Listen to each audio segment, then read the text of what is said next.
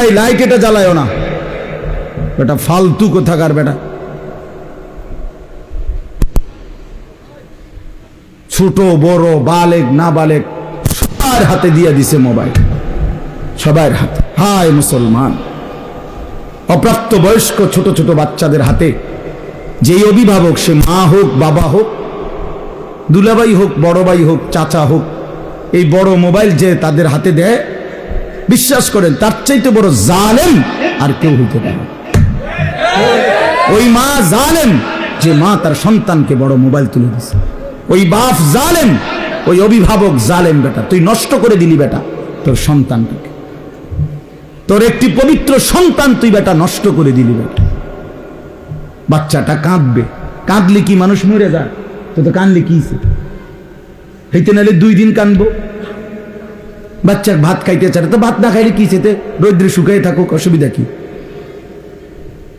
Mobile না দিলে বাচ্চা কাঁদে, মোবাইল না দিলে বাচ্চা ঘুমায় না, মোবাইল না দিলে বাচ্চা খানা খায়। এগুলো কোনো যুক্তি হইতে পারে? আস্তাগফিরুল্লাহ, আস্তাগফির। এটা কোনো কথা হইতে পারে? এত বড় জুলুমের কথা। এই ছোট বাচ্চার হাতে কে দিল মোবাইল আপনি বলেন? কোনো হায়া লজ্জা নাই, কোনো অনুভূতি বিবেক নাই। এখানে ওলামায়ে কেরাম আছে, বয়স্ক বাবা চাচা দাদার বয়সী লোক আছে, কারো কোনো আকল তমিজ নেই। আমার যেমন চাইতা, আমার যেমন চাইতা। হাদিসের মধ্যে আছে রাসূলুল্লাহ সাল্লাল্লাহু আলাইহি ওয়াসাল্লাম বলেন, কুল্লু মাউলুদিন ইউলাদু আলাল ফিতরা, প্রতিটি মানব সন্তান আল্লাহকে মানার পূর্ণ যোগ্যতা নিয়েই মায়ের পেট থেকে ভূমিষ্ঠ হয়। ফাআবাওয়াহু ইউহাব্বিদানিহি আও ইউনাসসিরানিহি আও ইউমাজ্জিসানিহি। নবী সাল্লাল্লাহু আলাইহি ওয়াসাল্লাম বলেন, অতঃপর মা বাবা, ফাআবাওয়াহু, অতঃপর মা বাবা ওই সন্তানটিকে ইহুদি বানায় অথবা খ্রিস্টান বানায় অথবা অগ্নিপূজক বানায়। আপনি বলেন যে ঘরগুলোতে রঙিন টেলিভিশন চলে, 6 বছরের 7 বছরের বাচ্চা দিন রাত টেলিভিশন দেখে, নাচ গান দেখে, তো এই বাচ্চাটাই তো নিশ্চয়ই বাজার থেকে এই টেলিভিশনটা কিনে আনছে, ঠিক না? কথা বলেন। তাইলে কে আনলো? অভিভাবক, তার অভিভাবক আনছে এটা। তাহলে এই বাচ্চাটা যে হিন্দি সিনেমার নর্তকী দেখে, এই বাচ্চাটা যে কাফের মুশরিক দেখে, এই বাচ্চাটাতে নাচ গান অসভ্যতা নোংরামি ধর্ষণ ব্যভিচারের দৃশ্য দেখে, তো তারে নষ্ট করে দিল কে? হ্যাঁ, তো রাসূলুল্লাহ সাল্লাল্লাহু আলাইহি সাল্লাম এটাই বলছে যে মা বাপ সন্তানকে নষ্ট করে দেয়। যে বাবার মুখে বিড়ি সিগারেট, সে তার সন্তানকে উপদেশ দিবে কিভাবে? যে বাবা মা কোনোদিন ফজরের নামাজ পড়ে না, এই অপদার্থ মা বাপ তার সন্তানকে শিখাবে কি? যে বাবা কথায় কথায় গালি দেয়, গালি ছাড়া তার মুখ দিয়া কথা বাইর হয় না, এই অসভ্য লোক, সে তার সন্তানকে আখলাক শিখাবে কি? বলে বলেন মিয়া, সে কি শিখাবে? মুখে বিড়ি খাইতে খাইতে ফুট ফলালে বেড়া মানুষ কি মানুষ হইতো? হেইতে জিগাই যে ওই বাচ্চা যদি জিগা আব্বা আমনের মতনই হইতাম, বিড়ি খাই না। যদি বলে না ফুট আমার মতো হইস না, তো যদি ছেলেটা যদি জিগায় যে আমনের মতো না হইলে যার মতো হইতাম তার মতো আমনে সহ হইলে অসুবিধা কি? চলেন বাপ ফুট দুজনে আব্দুল কাদের জিলানির মতো হই। বুঝেন নাই কথাটা? চলেন বাপ ফুট দুজনেই বদলায় যাই, এটা জরুরি বিষয়। হাসি দিয়ে উড়ে দাও। অভিভাবকের হাতে আল্লাহ বাচ্চাকে দিছেন। গরু ছাগলের বাচ্চা অভিভাবক লাগে না। গাভীর বাচ্চা 2 বাজার পরে গাভী বেচ চালায়, কোনো অসুবিধা নাই। এই গাভী বাচ্চা বাছুর দৌড়াইয়া মরে তার জিন্দিগি পার হয়, অভিভাবক লাগে না, এনে শিখানোর কিছু নাই। কিন্তু একজন বাচ্চা, মানুষের বাচ্চার উপরে বাবা মা চাচা জ্যাঠা মামা ফুফা খালু দাদা দাদি নানা নানি বড় ভাই বড় বোন এতগুলো মানুষ দেওয়ার পরে ছেলেটা নষ্ট হয়ে গেল কেন? এতগুলো অভিভাবক, আস্তাগফিরুল্লাহ, এরপরও সে নষ্ট হয়ে গেল, সম্পূর্ণ নিজের মতো করে চলে ফিরে। এটা কি ধরনের কথা বাপ? এর চাইতে বড় আশ্চর্য কথা আর কি হইতে পারে? এতগুলো অভিভাবকের বাঁধন থেকে ছুটে গিয়ে সে এখন নিজের মতো চলে। আল্লাহ আমাদেরকে বুঝ দান করেন। এই জন্য এটা জরুরি বিষয় মনে রাখেন।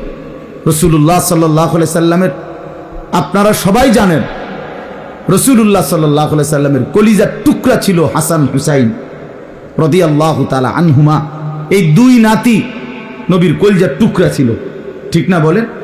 রাসূলুল্লাহ সাল্লাল্লাহু আলাইহি সাল্লাম বলছে, হুমা রাইহানাতাই ফিদ দুনিয়া। হাসান হুসাইন এই দুইজন হলো আমার দুনিয়ার সুগন্ধি ফুল। মানুষ যেমন ফুলের ঘ্রাণ নেয়, আতরের ঘ্রাণ নেয়, আমি আমার হাসান হুসাইন থেকে ঘ্রাণ নেই, সুঘ্রাণ নেই। এরকম আদর করতেন। সেই আদরের নাতি আল্লাহ নবীর কাঁধে উঠতেন, ঘাড়ে উঠতেন, কোলে নিতেন। কিতাবের মধ্যে আছে রাসূলুল্লাহ সাল্লাল্লাহু আলাইহি সাল্লাম ওনাদেরকে কোলে বসাইয়া জুমার খুতবা দিতেন, এমনি বয়ান করতেন। মানে এতটা আদর করতেন, এতটা আদর করতেন। হযরতে হাসান মসজিদে ঢুকছেন, আল্লাহ নবী সাল্লাল্লাহু আলাইহি সাল্লাম দেখেই আগায়া গিয়া নাতিকে কোলে তুলে নিছেন।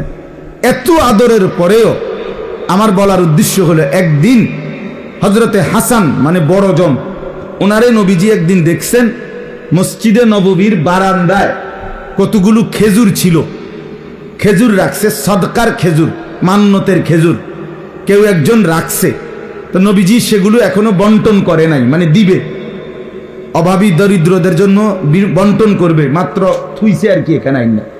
এই সময় হযরতে হাসান, তিরমিজির হাদিস, হযরতে হাসান আইসা একটা খেজুর মুখে দিছে।